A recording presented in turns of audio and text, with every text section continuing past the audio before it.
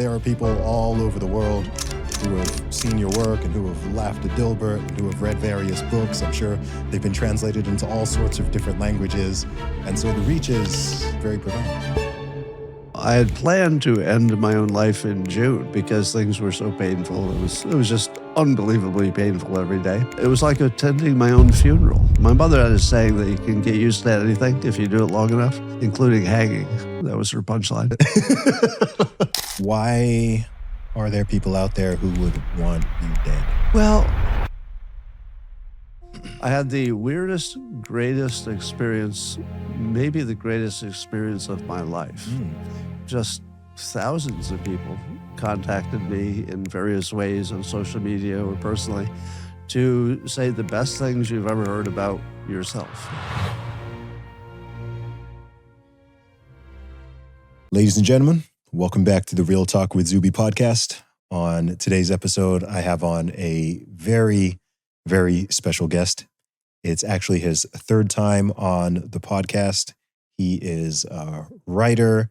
He is a wonderful thinker, an all-around amazing guy. Lots of you know who this is, and this is Scott Adams. Welcome back to the show. Thanks for having me. I can't believe you had me back. As many times as I can. I'm happy to be here and happy to be talking to you again.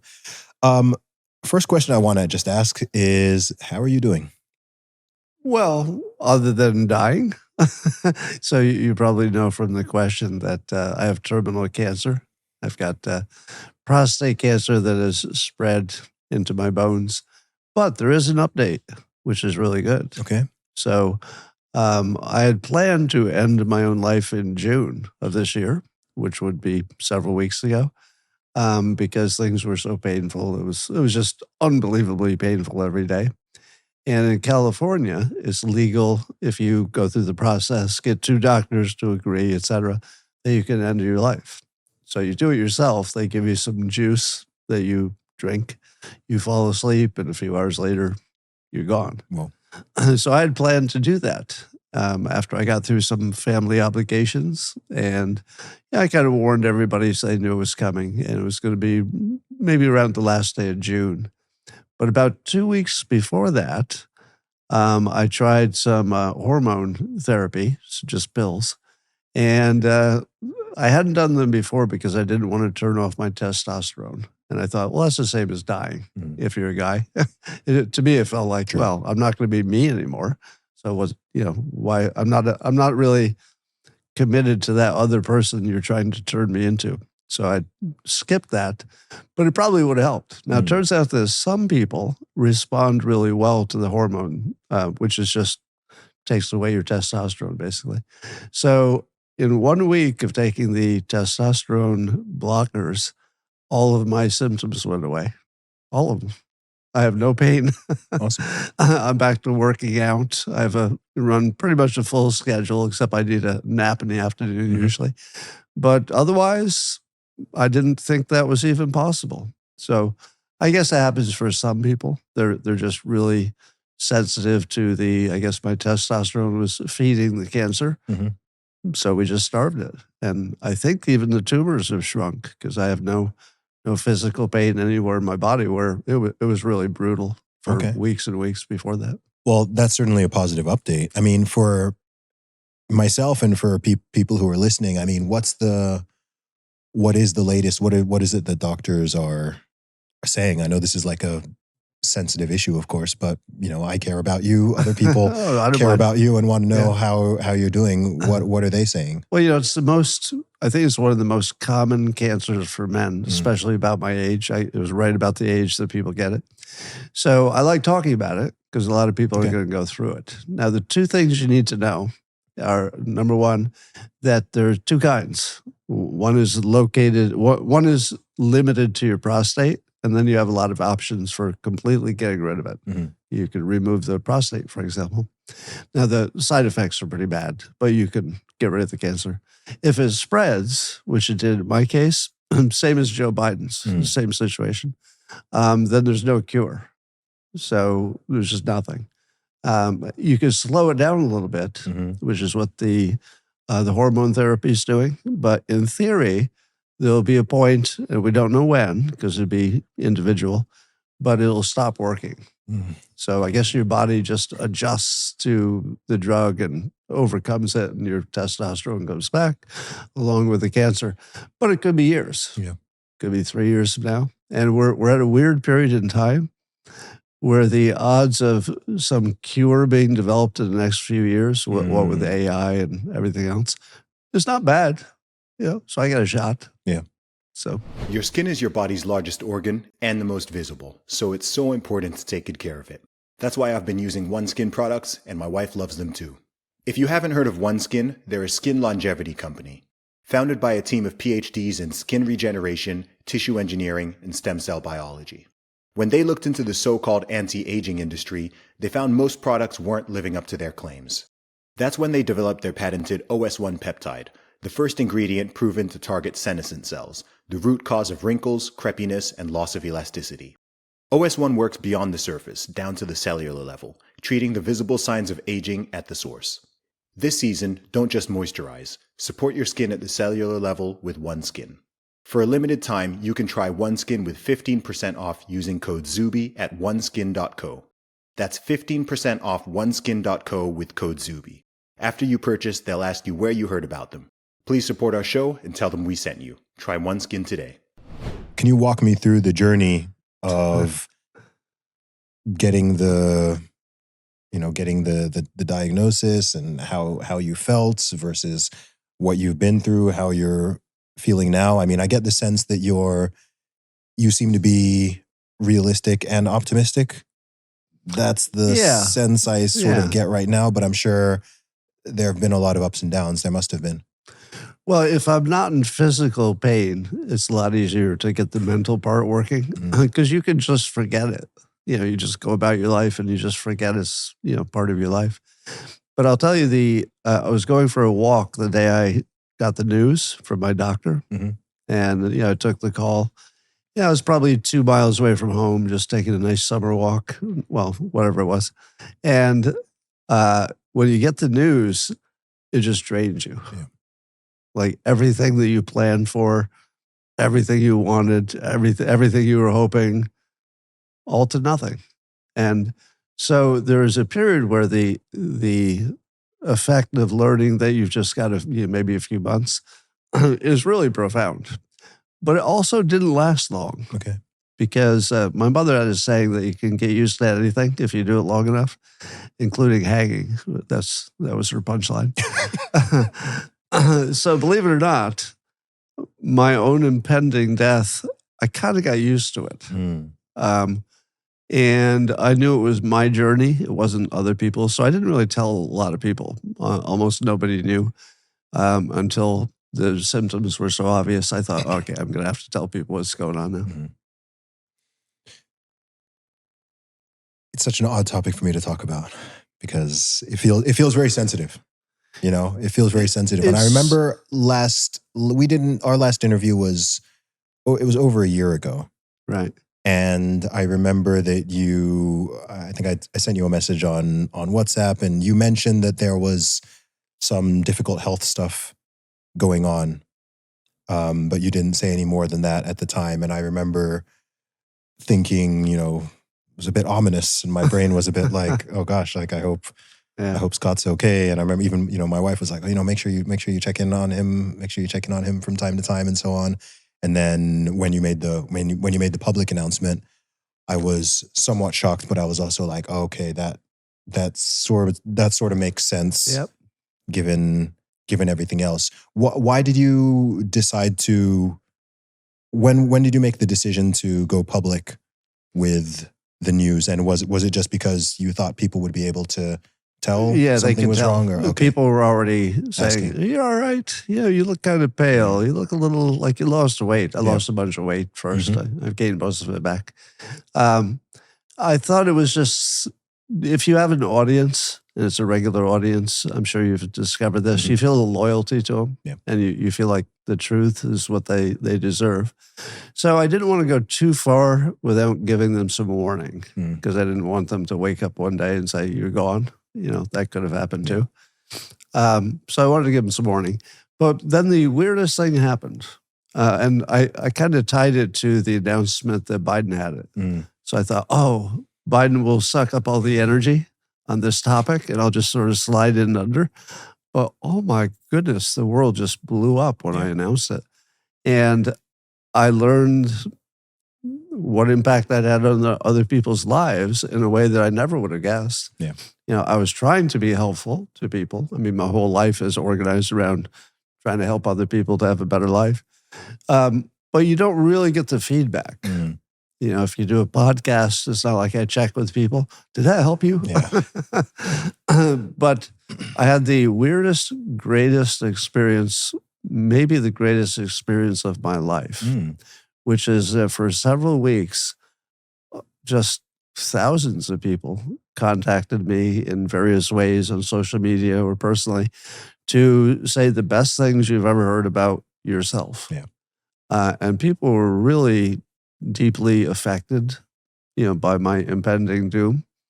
And so it was like attending my own funeral where you get to listen to the speeches of people who've been affected. And honestly, it was weirdly the most profoundly positive experience of my entire life. Yeah. Probably, I don't think there's anything even close. Wow.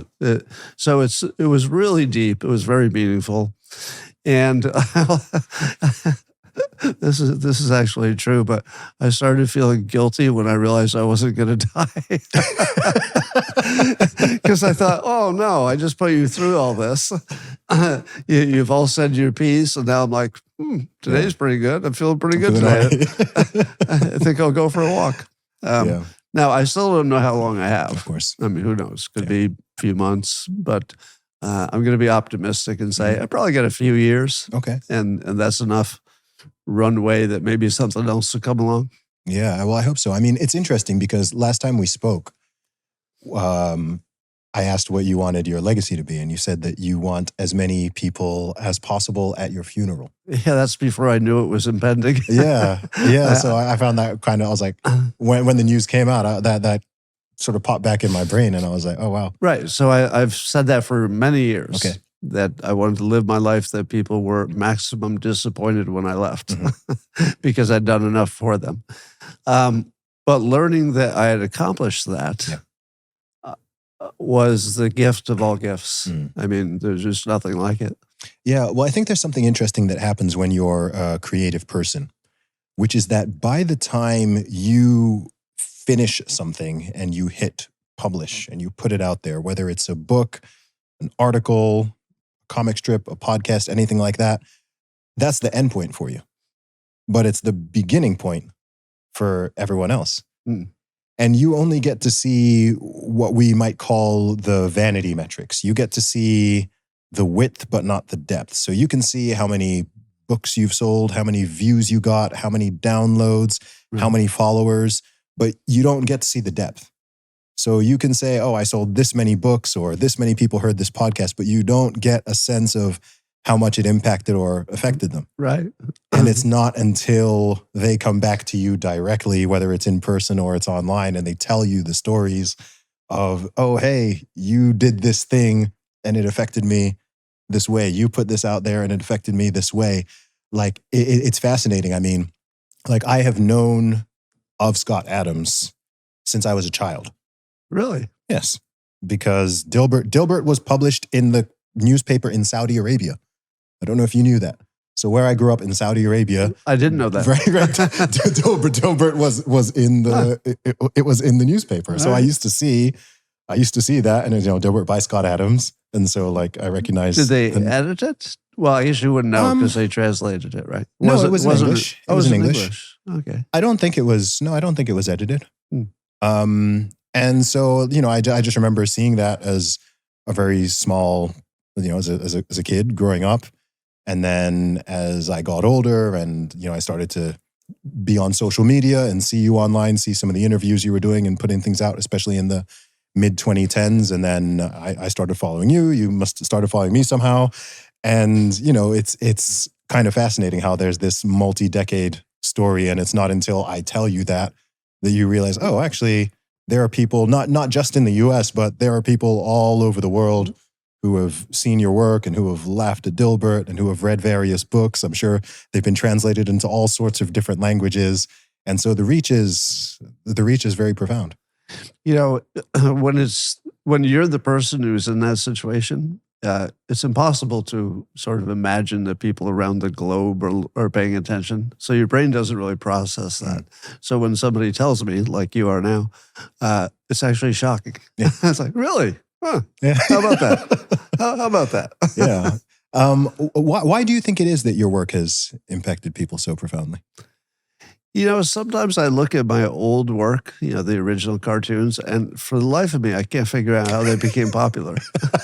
and I don't know if they, maybe they were funnier when I wrote them and, times change or something. I don't know. But so there's a little bit of a mystery to it. But it is true that all of my life, I could make people interested with whatever I was doing. So the cartoon was an extension of that. It's like, can you be interesting? And I always knew that I could do that. So cartooning was just the one way that worked best. Yeah. I think there's always just been such a relatability to it. I mean, as I understand it from you telling the story of how Dilbert even came along, it's based on the life that millions, if not a billion plus people around the world live. Yeah, the secret sauce is that people only care about themselves. So if I did a comic that was just extraordinarily well done about my own unique life, nobody cares. Yeah. But if you do a comic about their life, the characters being stand-ins for their life, oh yeah, then they want to cut it out and put it on the wall and share it with all their friends. Yeah. What are some of the stories that people have told you in the past year? Because like you said, you received floods of messages and contacts from people. Are there any through lines that have been? Yeah. Amazingly, I've apparently helped a lot of people lose massive amounts of weight that they wanted to lose. Now, one of my books talks about how to do that in terms of a system. And people have gotten raises. They said that they've reduced even some like diseases. Okay. Maybe disease is the wrong word, but there are people who had, let's say, anxiety or depression, and they credit me for curing it. And in each case, there's something in one of my books that's a reframe, or it's a technique, or it's a system, or something that does address that. But there's so many things I've addressed that it was shocking to see the breadth of benefits I've created. So some people learned to write better. Some people exercise better. Some people found relationships. I mean, it was all over the board. So the main thing was there wasn't a main thing. It was just all kinds of stuff. And I think, if you talk for decades in front of people and you're trying to help, you're like, hey, this is a good idea. This is a good idea. That people will find the one that works for them. And even weirder, they would sometimes mistake what I had ever said, and the mistaken version helped their life. That's actually kind of common. They'll say, oh yeah, that time you said this or that, and I followed that advice, and I'll be thinking, I'm not so sure I said this or that, but good for you. Good for you. So sometimes just trying to help makes a difference. Do you have a piece of work of all the things that you've put out there that you're most proud of? Oh, well, so since my work is in many domains, I mean, I'm podcasting and cartooning and wrote books and stuff, it's easier to pick favorites within the domain. Okay. So within the book domain, How to Fail at Almost Everything and Still Win Big is, I believe, the most influential book in that domain. So a lot of books have built off of that, that base. And they say so. They credit me. Cartooning, of course, Dilbert's, probably impresses other people more than me. Because when you're the one who does it, it's not impressive. It's like, I'm drawing a picture. I'm putting some words on it. It doesn't feel impressive when I do it. But if other people like it, okay, that's a good deal. So weirdly, I never believed that Dilbert would be my legacy. Okay. I've never believed that, even when it was at its peak. I always felt that it was going to open the door for whatever would be my legacy. And at the moment, my podcasting life, although it's not the biggest audience in the world, it might be the most influential podcast around, because I play with a lot of persuasion topics and I talk about useful things. So probably that will change the world the most, I think. Dilbert just makes people laugh, which is fine. I'm happy important. I can do that, but it doesn't feel important. Thanks for watching this video. If you haven't already, make sure you subscribe to the channel for more full Real Talk with Zuby podcasts and clips. Thank you. Well, the world is dark.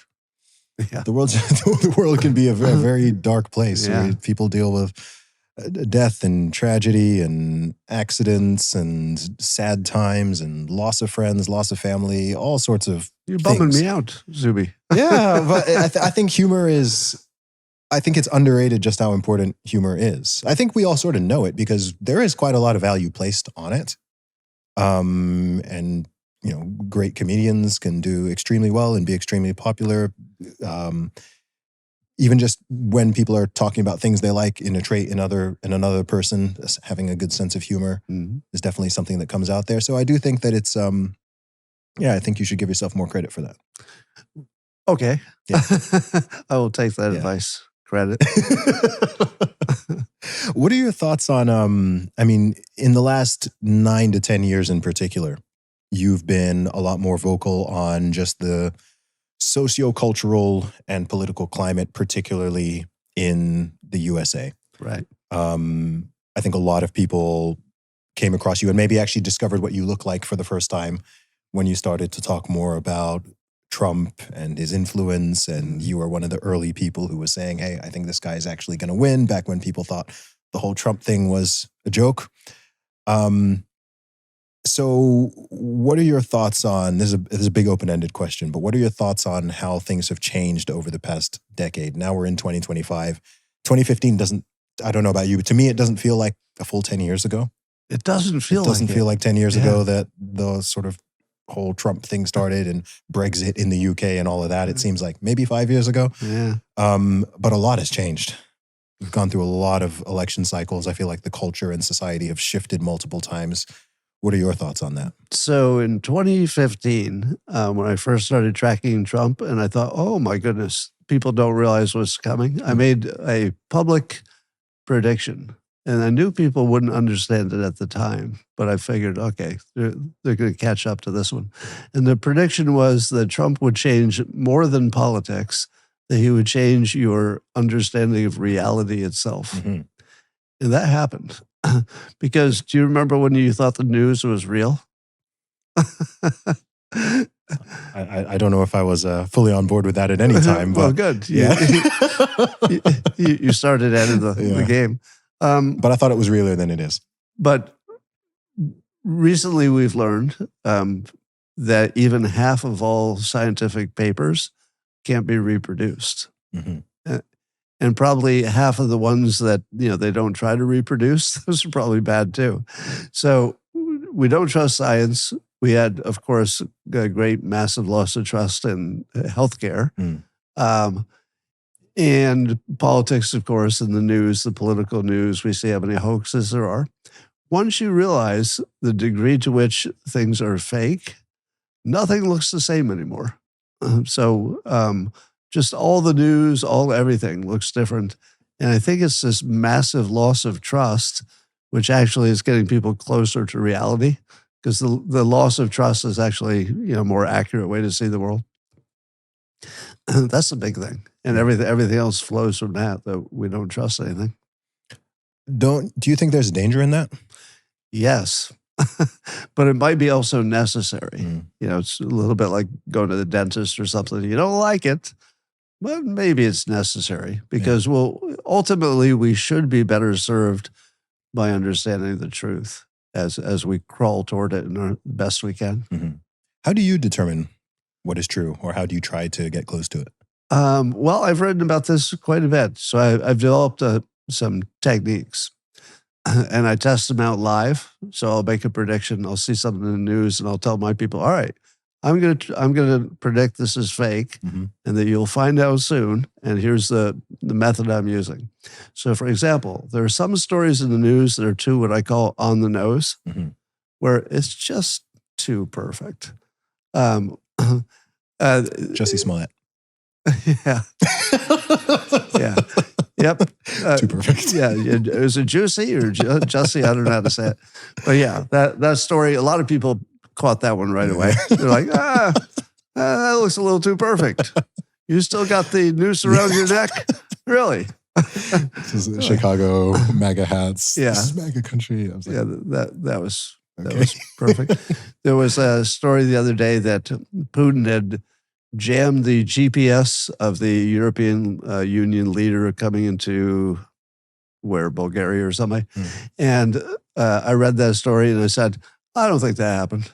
I don't believe that he did that. And because it was a little too perfect. Yeah. It's like, oh, that Putin, he's going to do everything. He's going to take down the head of the European Union. And I thought, no, he's not. So I said, no, that's a little too perfect. And one day later, that was reversed. They said, the host country said, no, that's not what happened. Yeah. So what do you recommend people do? I know you have some techniques, but for someone who's listening to this and they're thinking, gosh, how do I even work out what's real, work out what's true? What would you recommend to them? Well, there's a pretty big list of tricks. If you're watching somebody like Trump, you need to learn when he's using hyperbole and when he's exaggerating and when it's meant to be exactly correct. So once you realize that he's a salesman and that he likes to make you think past the sale and he's provocative and all that, then everything starts making sense. So that's one way to know it's real. The other ways are to look at the source. That's probably the best way. Is it a dependable source or not? And have they lied to you before? Especially in politics. There's a group of people that I call the designated liars. Oh, okay. That's a good term. So there's some people that get sent out by, let's say, the Democrats when there's a whopper of a lie, like a really big hoax. And it's the same group of people. It's your Swalwell and your Raskin and Jerry Nadler for a while. So when you ever see one of those, you just know whatever it is isn't true. Because they wouldn't send them out to tell the story. They're the shameless ones. It's like, oh, they only sent the shameless ones out. This has got to be not true. And that one's pretty reliable. How optimistic are you feeling about the future of America? I know that's a big question. Well, I'm sort of naturally optimistic. And I feel like we're pretty good at working our way through things, even gigantic problems. And Americans like to complain that it's the end of the world and there's nothing we can do. And then we do something. So, one time after another, we're just like, oh, it's the end of the world. Oh, no, we fixed that.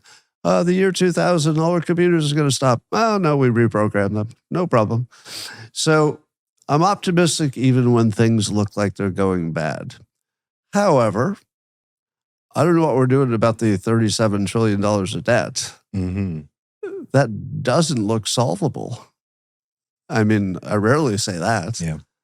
So I'm kind of hanging out, waiting to see what happens. There might be a solution. I mean, I'm still going to be, I'll be as optimistic as I can about that. But, the thing that scares me the most is when I watch YouTube and I see all the stories about the civilizations that used to be like this massive old-time civilization, and now it's like under dirt. Yeah. And I'm thinking, there wasn't one person who stayed behind to sweep the streets. Like nobody, there's not one person left in this, Mayan civilization or whatever it is. And when you see how many civilizations were really rocking and now they're gone. And I say to myself, how many years does the United States last? 200 years? 300? Are we close to the end? I don't know. And, or maybe its peak might, leave and it might take a few hundred years to be gone. But anything is possible. So don't watch history if you want to feel good. Yeah, that's a really interesting point. I mean, I know some people have this sort of like 250-year cycle theory of some sort. Yeah. I haven't really looked deeply into that. I'm aware that the U.S. is approaching 250 years. Now I have a hypothesis that would allow us to survive longer. Okay, let's do it. It goes like this: that all those other civilizations didn't have the internet, and so if we say ran out of a critical resource, we wouldn't just die like they did or have to move somewhere. We would say, "Hey, can you sell me some critical resource? I got something to trade. We got lots of soybeans." Yeah. And then suddenly you've got uranium or whatever you need. So it could be that the ability to communicate everywhere in the world to get what you want solves most of your problems. That plus a very big military that can destroy the entire planet anytime it wants might keep us from being conquered. Yeah. And we might have good enough medicine and healthcare that the pandemic doesn't kill us all, whatever the next pandemic is. So it could be that if you made a list of all the things that wiped out prior civilizations, they might not apply anymore. Yeah. So that would be the most optimistic take. Yeah. No, I'm not worried about U.S. civilization personally anytime soon. I think the U.S. is going to continue for a long time. I do think the competition will increase and is increasing. I think I think across the entire West, I certainly see this with the UK. I think the times where sort of all the best places to live and where everyone wanted to be was sort of all in the West. I think those times are already changing rapidly and will continue to this century as other places develop and go through some of the same phases that what we now call developed countries have already been through. I mean, if you look at China, for example, I mean, a few decades ago, it wasn't really on anyone's radar as a world superpower or a competitor. People were worried about Japan, actually.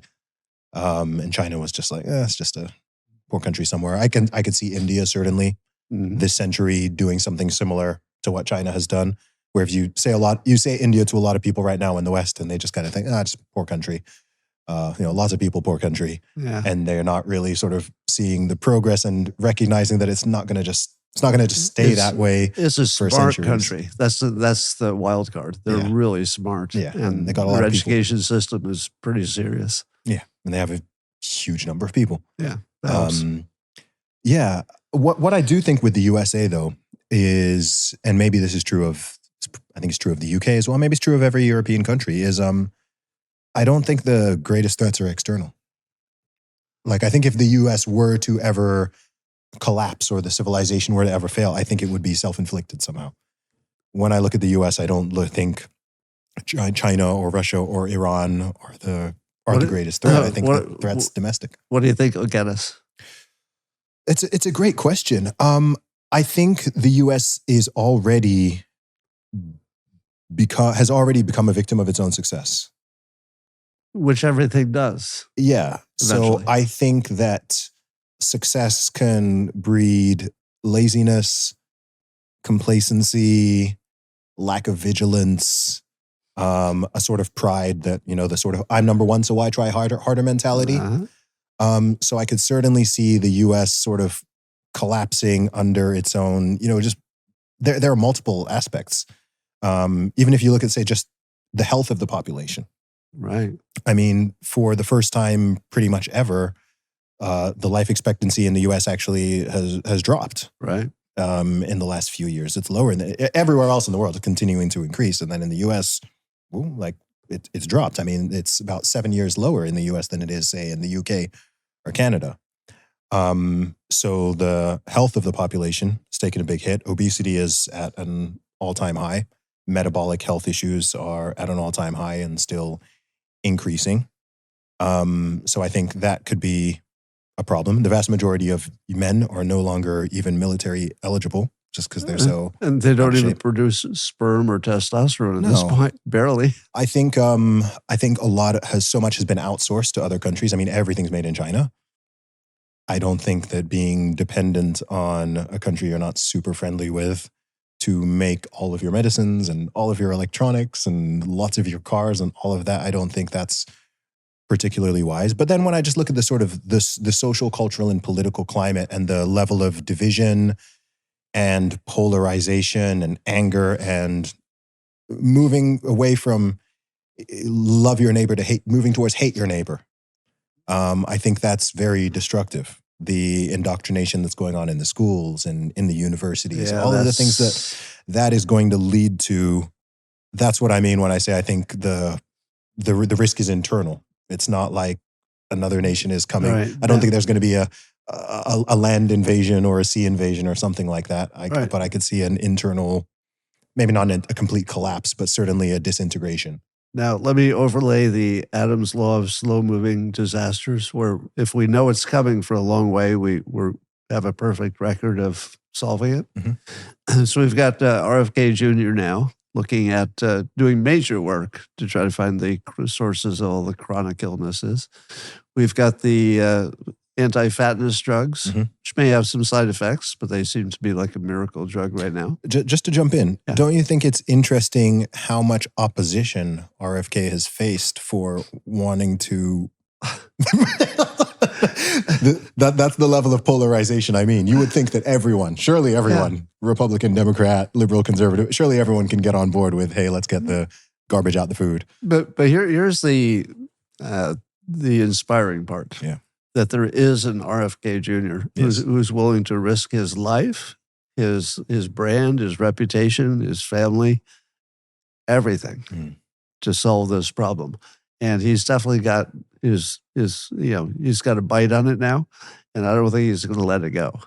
So the fact that we have Americans like that that are willing to gamble everything, just everything, to make it better, that's the hope. And I would say that the schools with their indoctrination, there's now at least a little Republican pushback on that. There's more people who want to do homeschooling.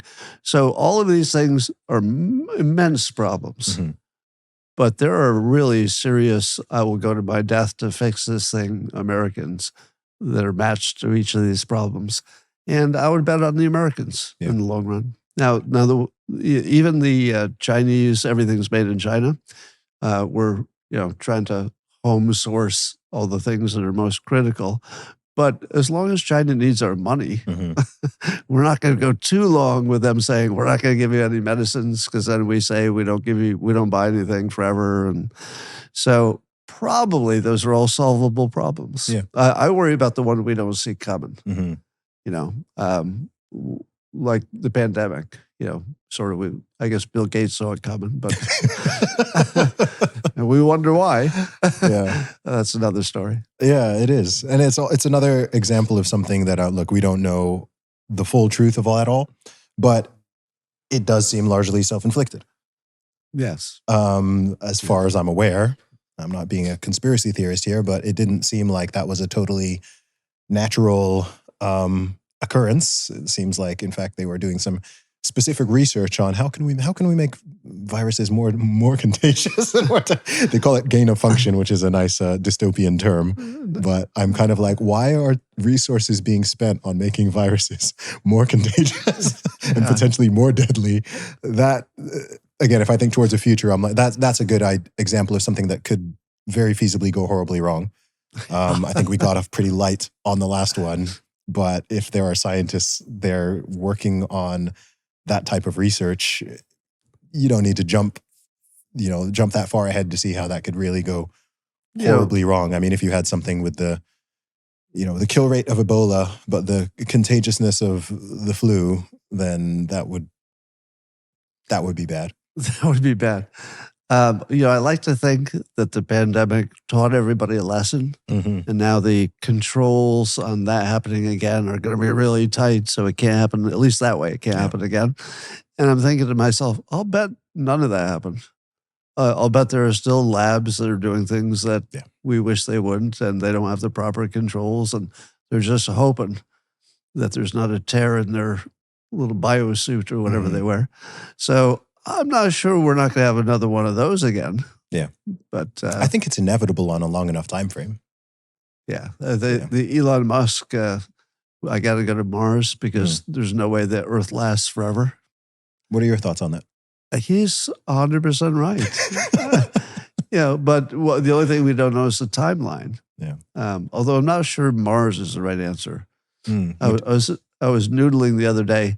Wouldn't it make more sense to have it just in space orbiting the Earth while it's still here? Like, so you could go back and forth pretty easily if you had to. Mars, you can't go back and forth. Yeah. Well, yeah, basically a space station that's built out until it's a space city. And then, at least some people would survive. They would have to also make that self-sufficient. Like Musk wants to make Mars self-sufficient. He thinks that'll take 30 years. Mm-hmm. But still, if the aliens come and they want to destroy us, because that's what they do, at some point they're going to say, where's the rest of you? Mars? So part of me, I hate to say it, but part of me thinks that Musk was to spend, 30 to 50 years building a civilization on Mars. And when the aliens come, they're like, 2 for 1. What are your thoughts on aliens? Do you think they're out there? It sounds like you think if they are, then they might be hostile. I don't believe they're visiting, so Okay. I don't believe anything about the UFOs or the UAPs or the paper mache aliens that the Mexicans found. Oh, that was weird. That was really weird. The little ones that look like paper mache. I'm thinking, put a little effort into that, right? Don't make it look like paper mache. All right. So I don't believe any of that. Okay. When you say you don't believe the UFOs or UAPs, you mean you don't think they're extraterrestrial, or you don't think people are seeing I don't anything? think they're anything. Oh, okay. Yeah. I don't think there's any ship the size of a football field and the other stuff we've been hearing lately. I don't believe any of it. You think people are just making it up? It's probably a combination of things. Okay. Some people think it's real. Some people making stuff up. There's a little industry of people who just seem to have all the magic information about the UFOs, but they just can't get a picture. They can't show us a piece of material. There's never any like conclusive anything. It's just people saying, "Oh, I saw it." Well, I didn't see it, but I talked to a guy who said he saw it. I can't tell you who that was. Yeah. It's also You would think sketchy. with smartphones by now, someone would have got like a clear shot. Yeah, the latest one is a glowing Tic Tac that they say was hit by a Tomahawk missile and didn't affect it. I missed this. To which I say, how do you know that's a Tomahawk missile? It looks like 2 Tic Tacs on a black and white screen. I mean, it could have been, I don't know, could have been anything, but I don't think it was an alien that withstood a Tomahawk missile. And why would we fire a Tomahawk missile at an alien? Can you think of a worse idea? Like, unless the alien was here. Quite an American thing to do. Well, okay, you win. I was going to defend that for a while. It's like, well, no, that's stupid. No, nobody ever did that. And I'm like, fuck it, you won. Yeah, that's we might do that. Yeah, they could. I wanted to, as we record this, obviously, yesterday was a very weird and dark day.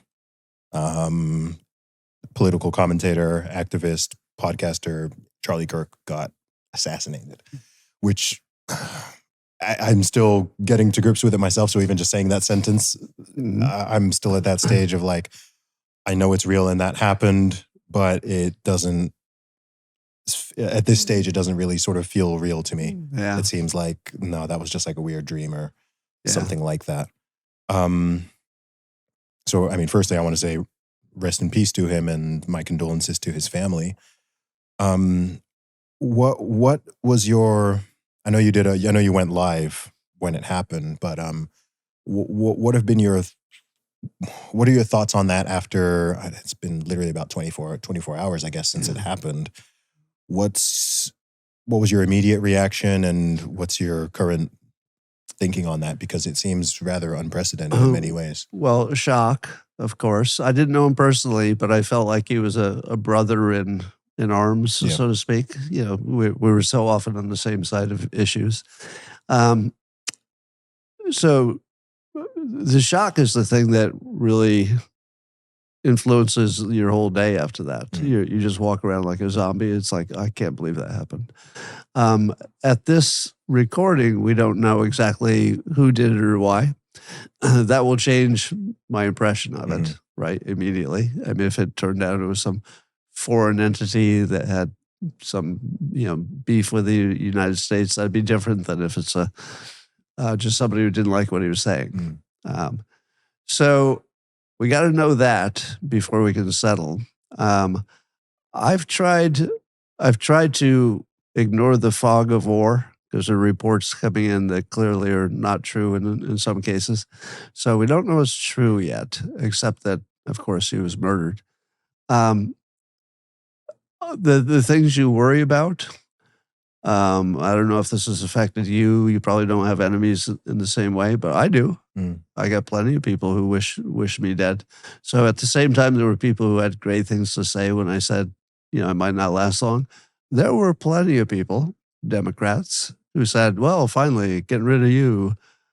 Social media was brutal. Yeah. Oh, really? Which is one of the reasons I didn't want to announce it right away, because I knew they'd be brutal. I mean, I can handle it. It's no big deal. Yeah. But it was unnecessary. So I guess we're all just waiting to see and hoping it doesn't spread into anything that's bigger than this. Yeah. I don't think Republicans are going to take to the streets. And indeed, I don't believe that anybody takes to the streets unless there's some money person who's organized it. I feel like everybody just doesn't feel like protesting for anything anymore, unless they're paid. I don't think it's going to spark a civil war. I think that we will digest it. And I made a promise to my podcast audience this morning that I would try to destroy the Democrat Party because I think they've crossed the line. Now, not that they were involved with the murder. I'm not saying that. I'm saying that they created an environment in which they said half of the country is a bunch of Nazis or Nazi followers. Yeah. And if you tell that enough, people are going to say, well, I guess I need to act on this. A few people will, and that's maybe what we're seeing. So that's the thing I worry about the most, is that half of the country has been hypnotized into believing they have to act with kinetic, evil to kill somebody.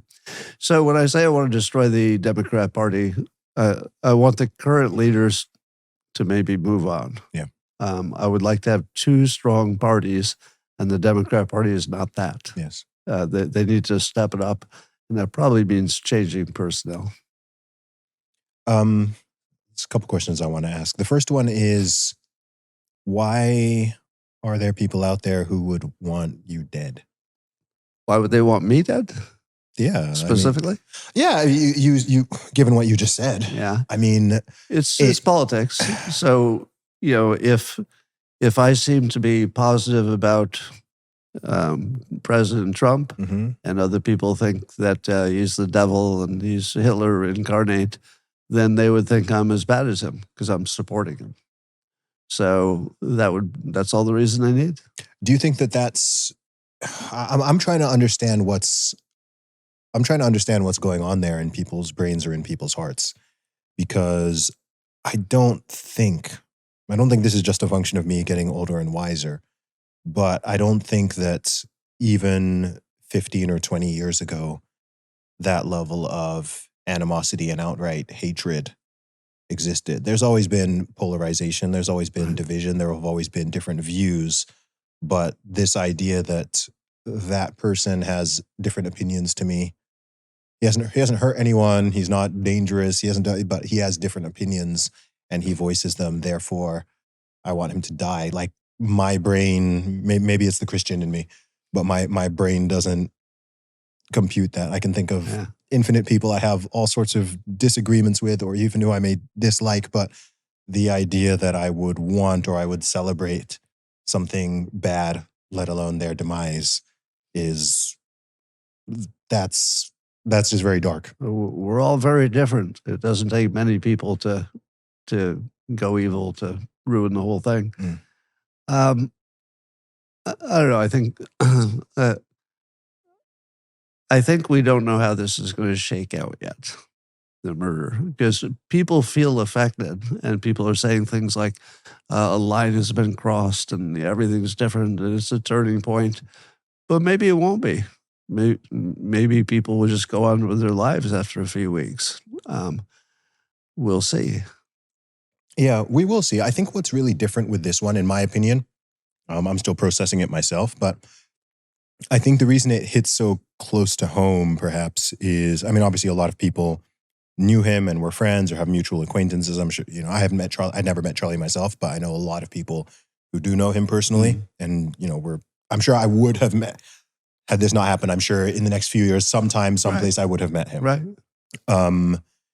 And I think, look, we're all people who share our opinions with the public, and we talk about ideas and we have discussions and we may have debates and so on. I think we know around the world and even in the USA, politicians have been assassinated before.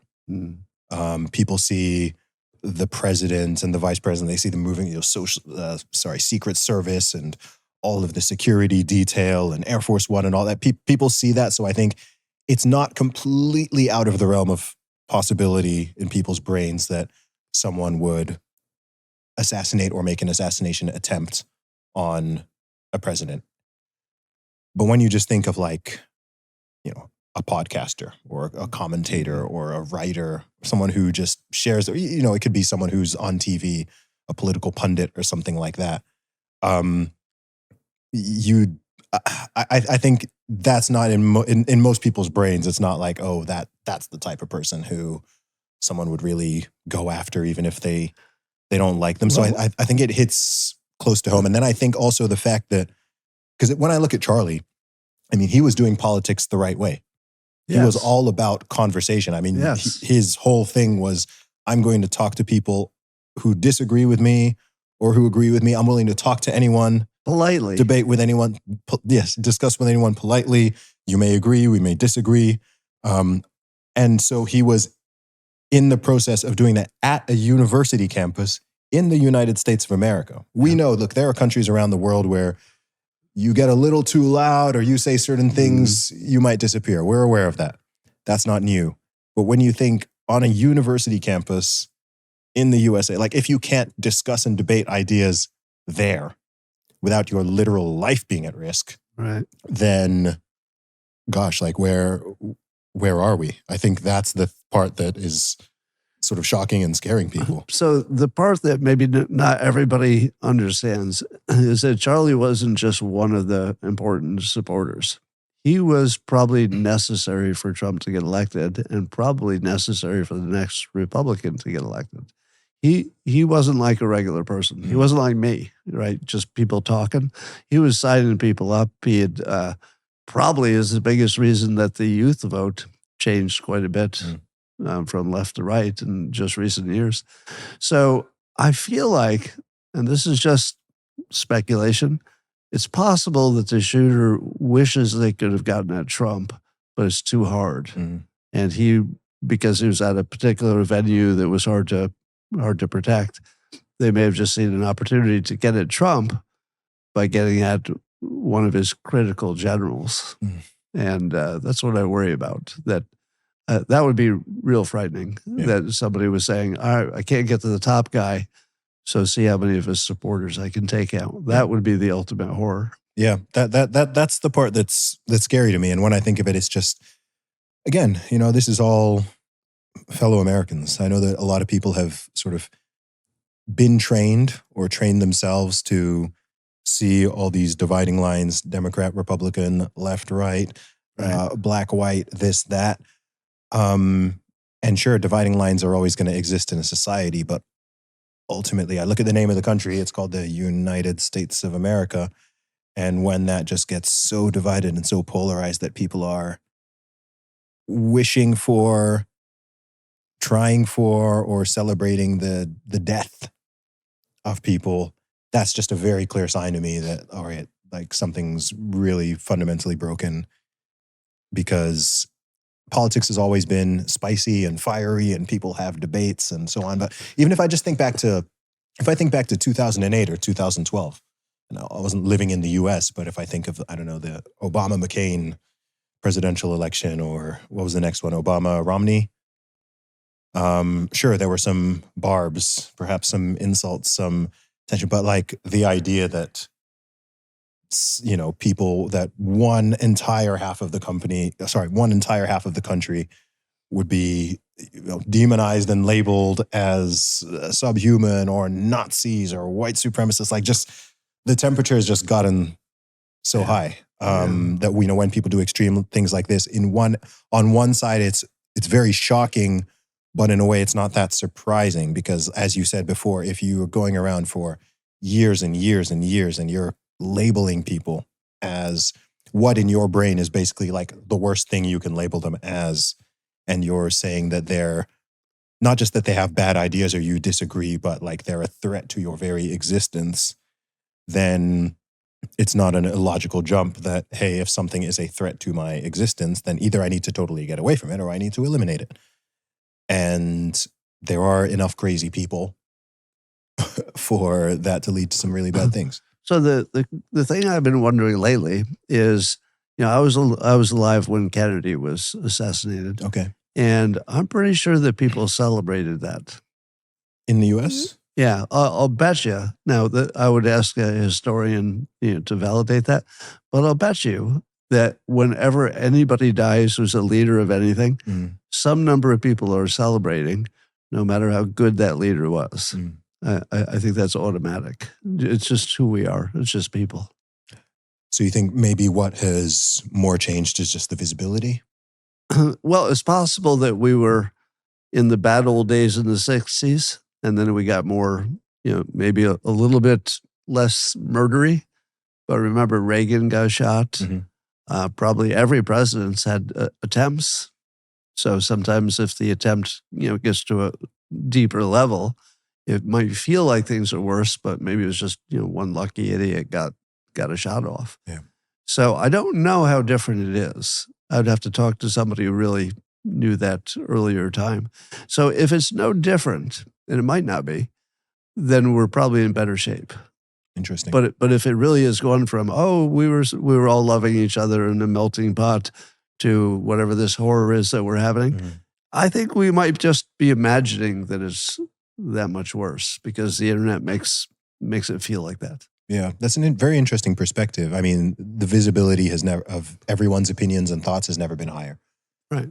So with social media, it can be very difficult to know when something has changed versus when your perception of something has changed. I mean, to give a good example, most people who spend a lot of time online, especially perhaps even especially if they're more centrist to right leaning, probably believe and feel like the country and the major cities in it are more dangerous now than they were when they were kids. But that's probably not true, right? Statistically, it's not true. Not even close to the true. 90s were far more dangerous and violent statistically than now. But now you see everything. Now, if a crime happens, it's not just a news report. There's a good chance there's a video of it, and it's going to come across your feed. So today, a whole bunch of teachers are being outed for saying that they're happy about Charlie Kirk's death, and they're all on TikTok, and they're all getting spotted, and they're being surfaced as, I got to get rid of this teacher and stuff. When I lived in San Francisco, so I lived there for a number of years when I first got out of college, and let's see, I was robbed twice at gunpoint in my job in the city as a bank teller.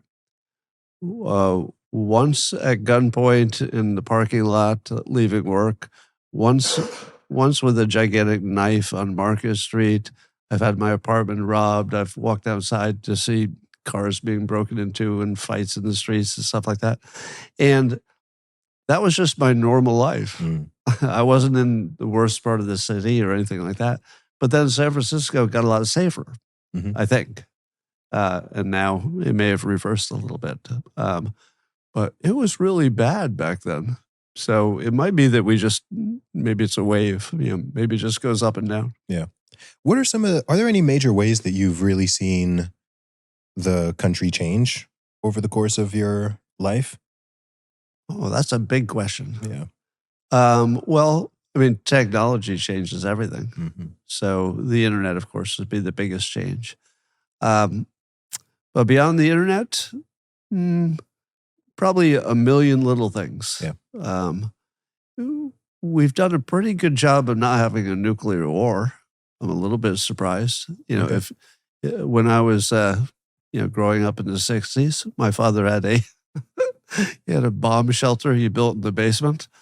And my father wasn't like a real good bomb shelter builder. Let's just say he hadn't looked into the physics of any of it. And he thought that if he put some cinder blocks, and some canned food down there, we'd get through the nuclear holocaust just fine. He was an optimist. But fortunately, we didn't get nuked. Yeah. No, the reason I asked the question is because, obviously I didn't grow up in the USA, but also I'm younger than you. And so... You are? Last time I checked. Oh, okay. I don't know. So it can be hard. I think, it's hard to know how much things have actually changed sometimes. I can compare to the 2000s and to maybe the 90s, and we hear things about the 60s and the 70s and so on, but I don't know in the same way, I have a baby son right now, and he's obviously got no idea like what was going on in the 2000s or the 2010s or even now. So when he's older, I can tell him, this is what it was like when I was growing up. And he'll have some questions for me, but I'm just wondering how much of it is just, things mostly stay the same and the technology has sort of changed versus, oh no, things are really different. Well, think about the fact that at my age, it was before computers and before smartphones. And I hope to be alive when AI is, much more advanced than it is now and robots are working in your house.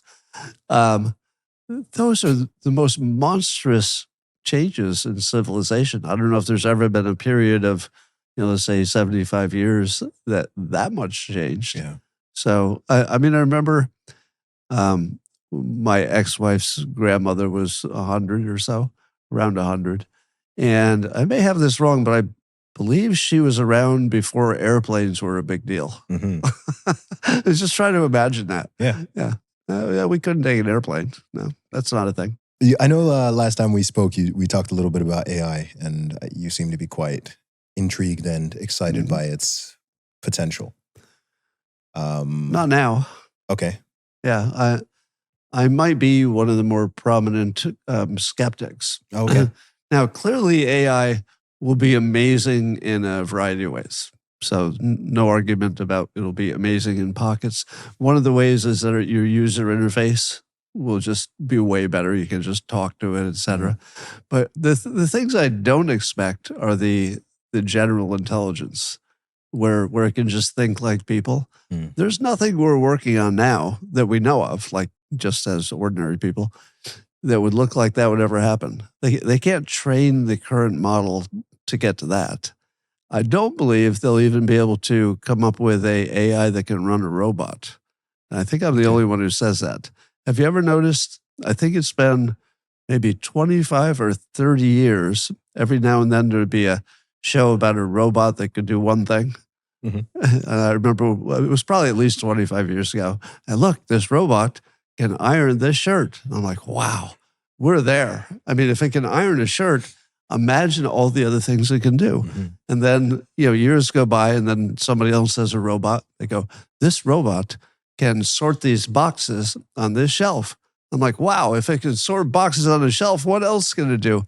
And eventually you learn that all the robots have been trained to do one thing because that's all they can do.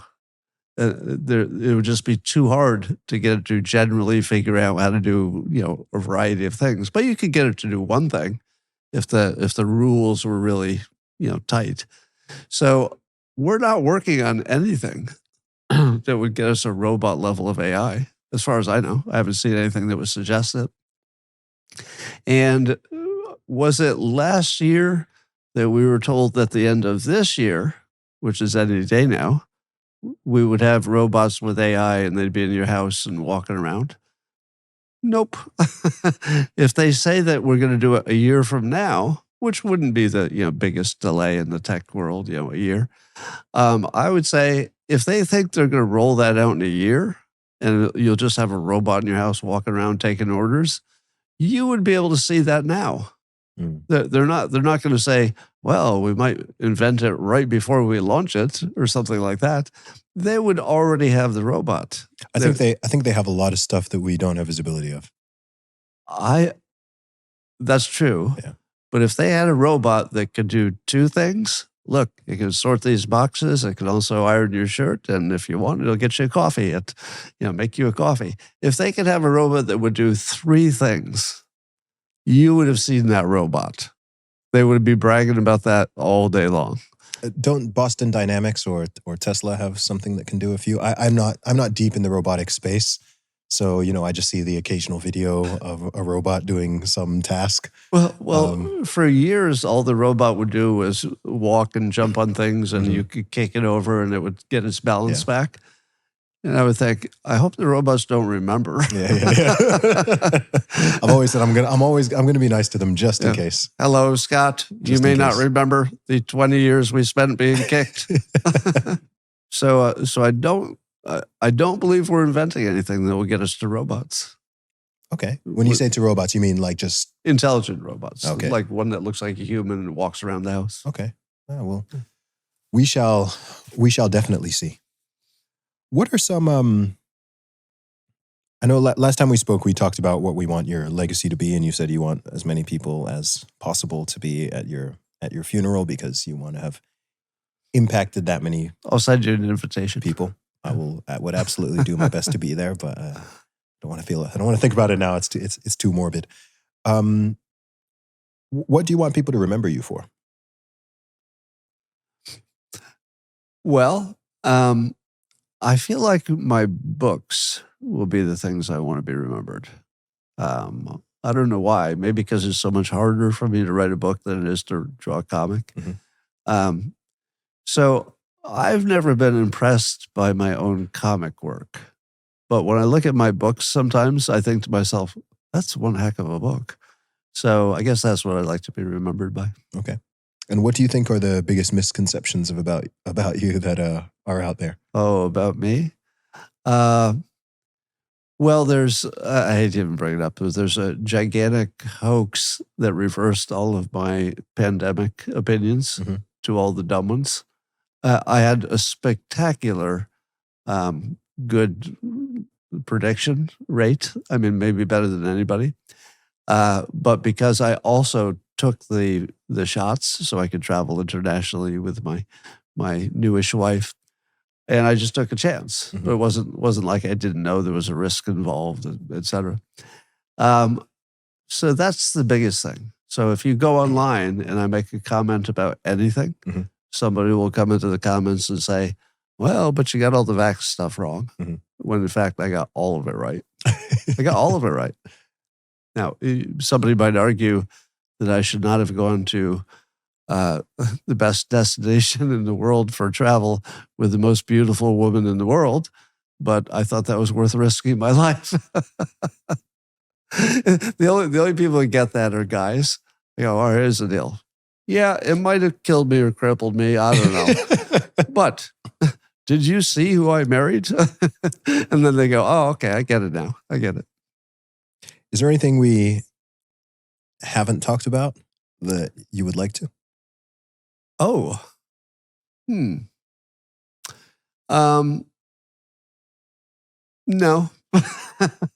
That's always a tough question because it's so, I have to think about all the things in the world. I'm just wondering if there's anything on your heart or mind that you've been thinking about or reflecting on, which I haven't drawn out through the questions. Well, my life has gotten smaller because I don't know how long it'll last.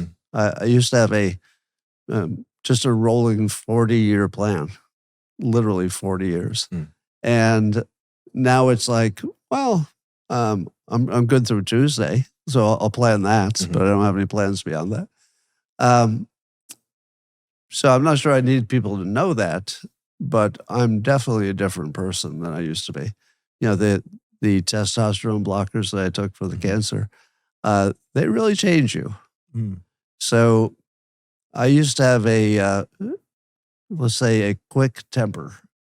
It wasn't bad because I would get past it really easily, but I could explode kind of easily. Not anymore. Interesting. Now I'm just blah. Not in a bad way. Yeah. Nothing about it is bad. It's just I don't have the peaks. But what comes with that, I think, is peaks in productivity or creativity as well. I feel like whatever it is that takes you to that other level probably affects lots of different things. So I miss it, but not completely. Yeah. Well, Scott, it's always a pleasure talking to you. I'm so glad that we got to do this interview. I was a little worried that it might not be possible given where things were a few months ago, but I'm so glad. Thank you for inviting me into your home again to do this. Thank you for all of your work. I speak on behalf of a lot of people out there when I say thank you for your work. I had a lot of people I had some of my subscribers who I mentioned that I'd be interviewing you, and they're like, please make sure he's okay. Thank him for me. Give him a hug for me. All that type of stuff. So you are loved and admired. And yeah, we're grateful for you. Well, thank you. My audience, when they found out I was going to talk to you, were so happy. Awesome. They love you. I mean, you are so popular among at least my audience that they're going to be happy to see this. So thank you very much. Awesome. Thank you for the gift of your time. I appreciate it.